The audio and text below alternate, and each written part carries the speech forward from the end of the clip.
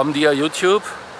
We are leaving La Régua today and we will hit what some car magazines have called the best road to drive in the world, the N222 here in Northern Portugal, following the Douro River. Let's see if it lives up to its reputation. I bet it does.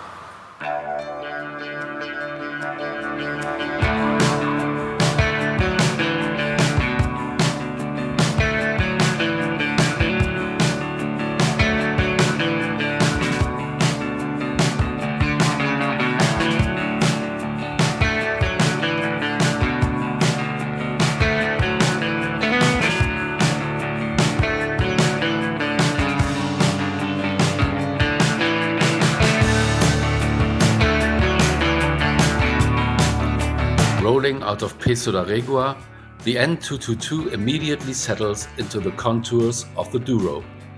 For the next 27 kilometers, it twists and turns 93 times. A ribbon of asphalt lay gently between the river and the terraced slopes. Car magazines and travel writers call this one of the most beautiful drives in the world. In fact, 10 years ago, Avis, the car rental company, even crowded the world's best driving route, because of its almost perfect rhythm, around 10 seconds of straight road for every single second in a curve. But statistics aside, what makes it special is how it feels. The road never lets you go on autopilot. It flows, it dances, it keeps you engaged every second.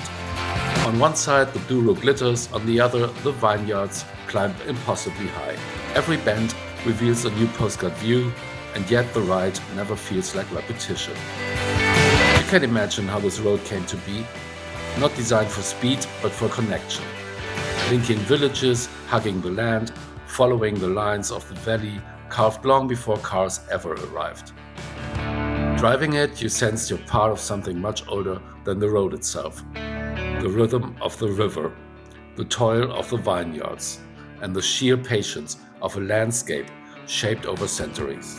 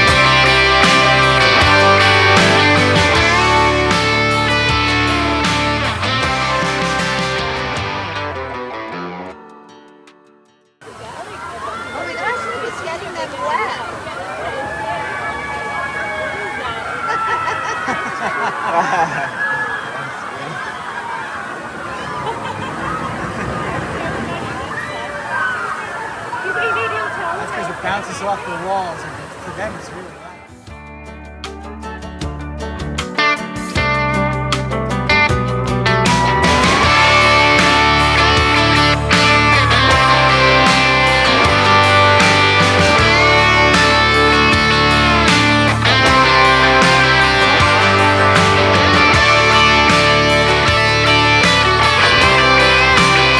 I have mentioned before that the N222 stretch between Peso da Régua and Pinhão is often hailed as the world's best driving road. But how did it get that reputation? It goes back to Dr. Mark Hadley, a theoretical physicist who helped create something called the Avis Driving Index, an attempt to put numbers on what makes a road feel great to drive. Hadley broke driving down into 4 basics: acceleration, cruising, braking, and cornering. Then he looked for balance. Too many straights and it's boring, too many bends and it's exhausting. The sweet spot he found is about 10 seconds of straight for every 1 spent in a curve. That rhythm keeps drivers engaged while still giving them space to breathe. When this formula was applied to famous roads around the world, the N222 emerged as a surprise champion. No one planned it this way. The road simply hugs the Douro's curves as it has for decades, but almost by accident, it lands close to that ideal 10-to-1 ratio. That's why it keeps showing up on lists of the world's best drives. Because this valley road, carved by geography and necessity, just happens to also be the near perfect match for the science of driving pleasure.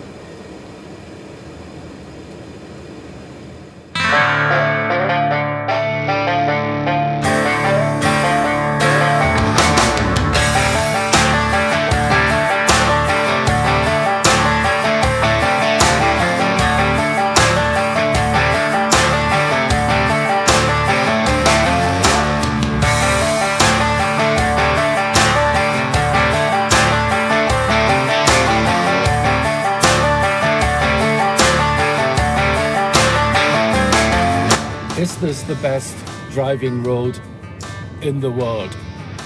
It's hard to say because I haven't driven them all. I mean, I've driven some pretty stunning ones, like Pacific Coast Highway in California or Overseas Highway from mainland Florida to Key West.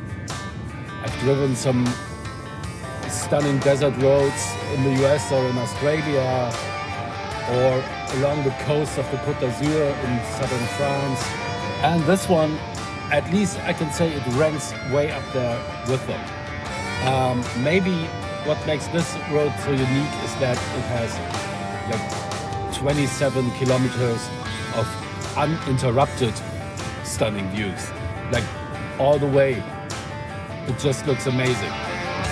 It's taken me over 3 hours to drive 25 kilometers. Because I just kept stopping everywhere and taking in the views, so that's something. Okay, we are arriving in Pinhão, which is as far as I will drive the N222 today. But the journey isn't over yet. See you in a little bit.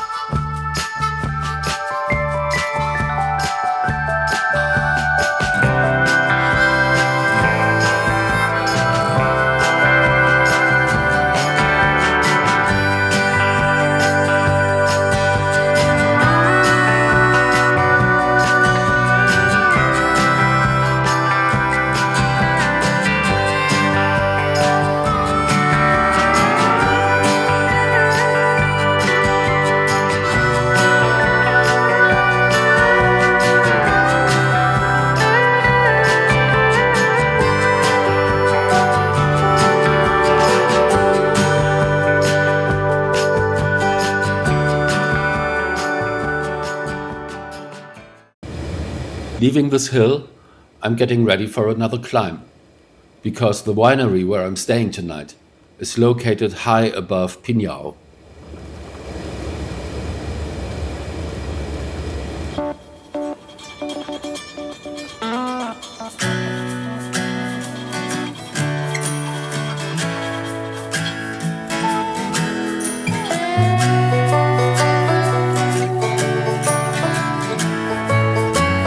Climbing out of Pinhão, the road begins to twist higher and higher into the hills. For a long while, it feels almost timeless. Narrow lanes curving between stone walls, terraced slopes that look the same as they did centuries ago, and villages where life seems unhurried. At first glance, it feels purely rural, a place where the world has stood still. But then you reach one of the towns along the way, and the picture changes. The streets are lined with cars and trucks, pressed close against old stone buildings. You don't see many people, but you can tell what's happening. Everyone is getting ready for harvest. The air carries that quiet tension before the work begins. A valley on the brink of its busiest season. It's early September. In the Douro, wine isn't just a tradition, it's the lifeblood of the valley. This region produces well over 100 million liters of wine every year, most of it still harvested by hand from steep terraces that climb above the river.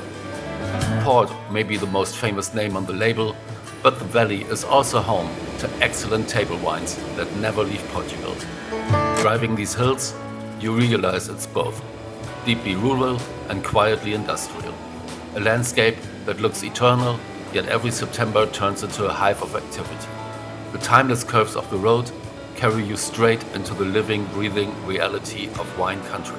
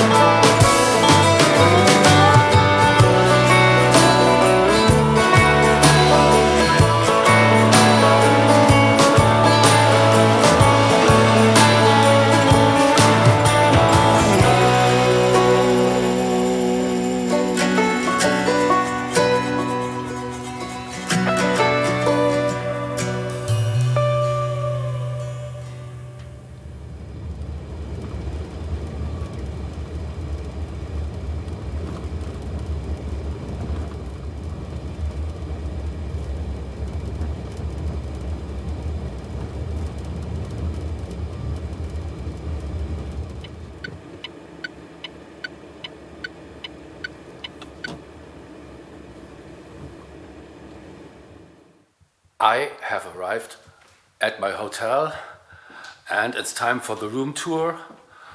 But I mean, the room is very nice, you will see it. But the best thing about this hotel is the outside, and you will see that too. But let's start in here. So the room is about, I should say, 20 something square meters plus a bathroom, and you get these twin beds, nightstands of course, get some complimentary water, which is always nice, and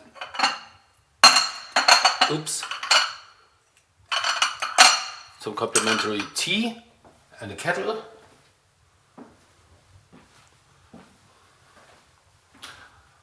What I like is these window and door shutters, so you can actually close these. If you want total darkness for sleeping, you can have that, because the because the door also has these shutters which you can open and let the sunlight in. Can even open them can even open them all the way, which we will do for now.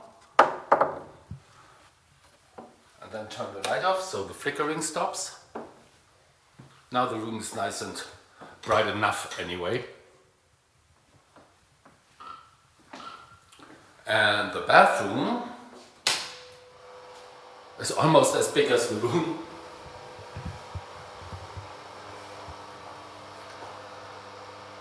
Nice large mirror, very modern appliances. I really like it. And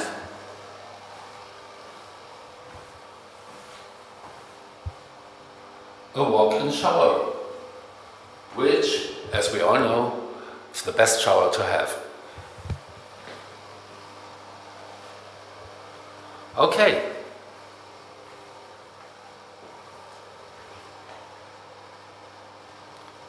Some body lotion.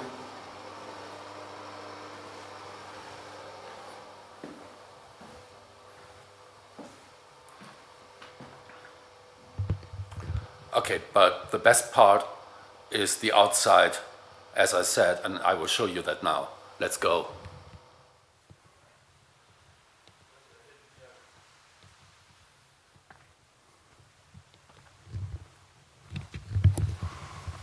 So yes, this isn't just a hotel.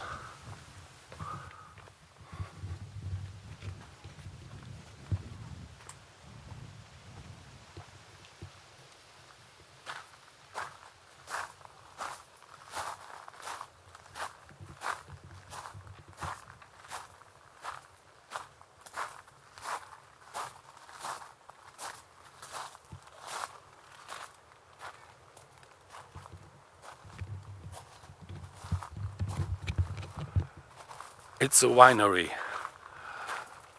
high up in the hills.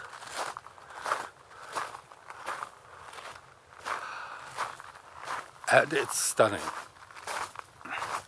So our host here, Daniela, who's an absolute gem by the way, told me that it's totally fine for me to just stroll and walk among the vines. Actually, look at this. This is the red wine, almost ripe.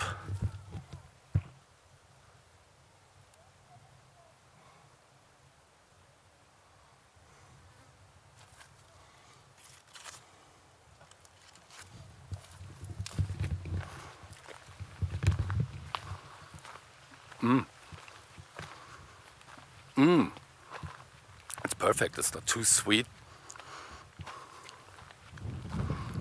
And I would say it tastes like it's ripe for harvest.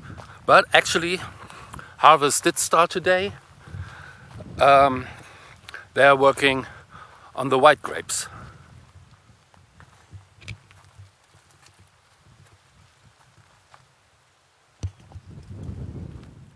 There is also a dog here. Her name is Kira.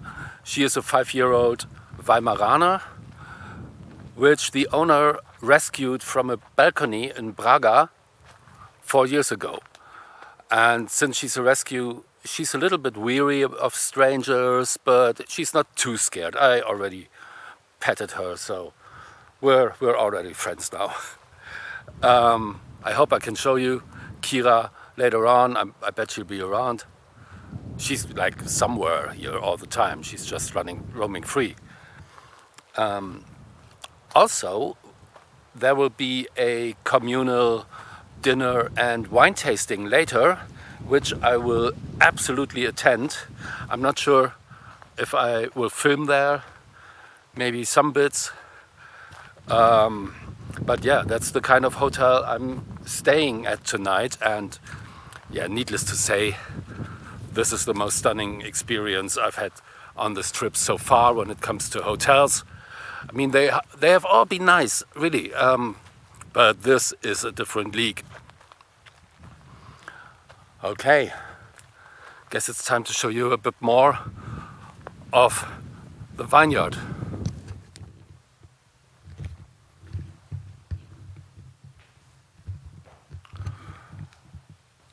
This is the room where dinner will happen tonight and also breakfast in the morning. And it's just open as a living room all day, so you can always come here and hang out. There's a comfy couch.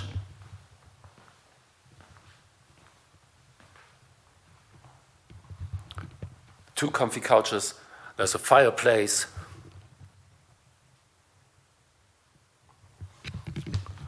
Which we will definitely not need tonight because it's still, let me check, 31 degrees, so should be cozy without a fire.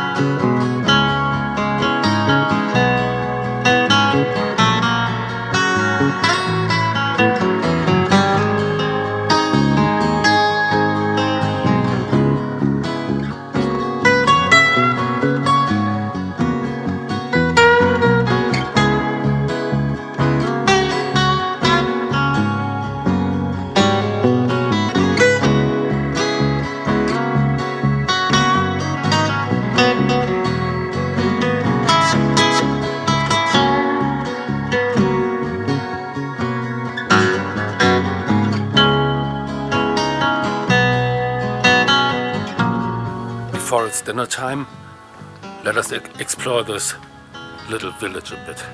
Hang on, I need to look up the name of this village. Provescende?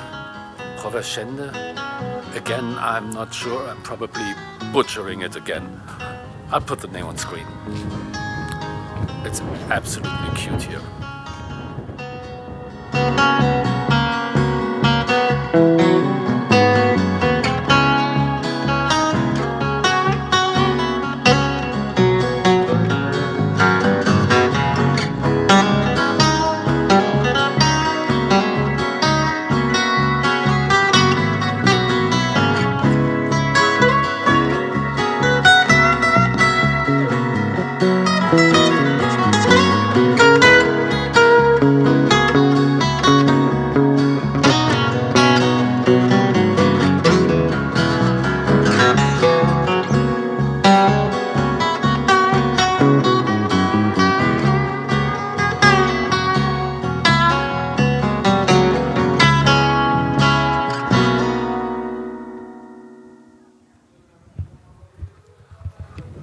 And of course, there is a cute church.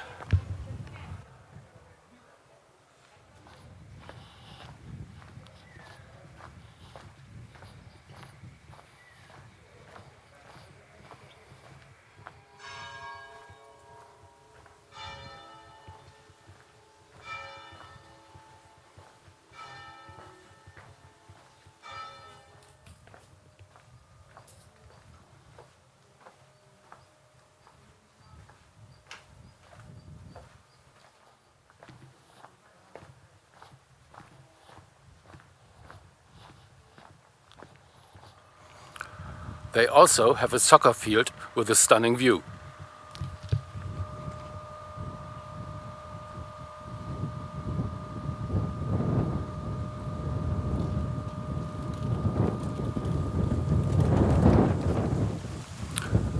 No, wait. Let me say this again. They also have a football field with a stunning view.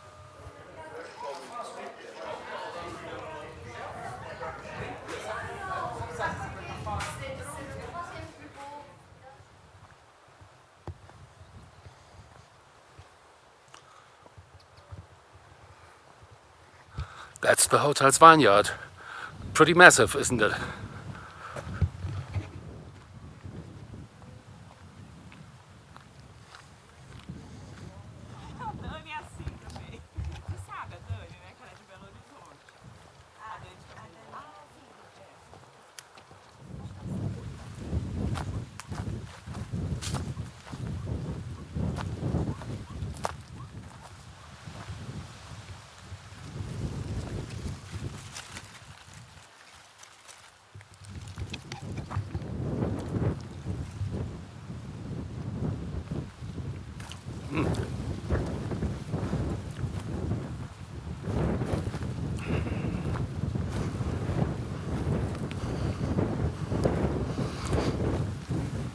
Yeah, these white grapes are delicious, full of like natural sweetness.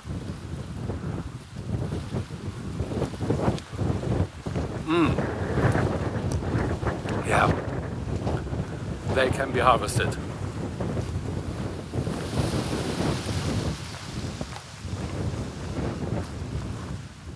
So hey, what better place to record a preemptive outro, just in case I get too drunk at the wine tasting and I won't speak to you later today anymore. Well, I did not get drunk, but also I didn't record anymore that night.